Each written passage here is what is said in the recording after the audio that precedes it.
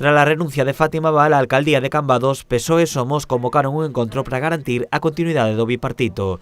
Na xuntanza, ambas formacións expuxeron as súas cuestións a mellorar e acordaron reforzar a organización e comunicación entre os dous partidos. O que tratamos foron asuntos do pacto de goberno, pois algunha pequena reestructuración e, sobre todo, mellorar a coordinación e a comunicación entre os membros do goberno.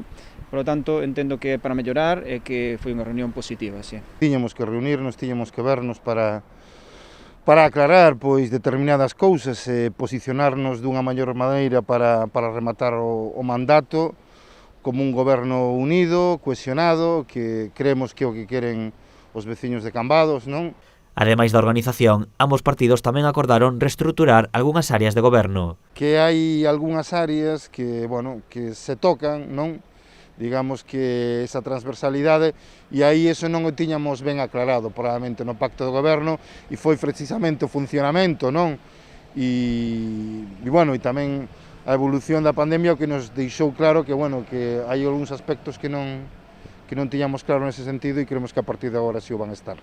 Estes cambios non afectarán as concellerías principais. Pero van ser reestructuracións pequenas, de adaptacións ás persoas e ás áreas de goberno sin grandes cambios nos bloques principais que ten cada un dos membros do goberno, non? É dicir, áreas grandes como obras e servicios non se vai a cambiar, servicios sociais non se vai a cambiar, economía non se vai a cambiar. Ambos partidos tamén abriron a porta ao diálogo e aos acordos co BNG, pero entenden que a estas alturas de mandato a posibilidade dun tripartito está prácticamente descartada.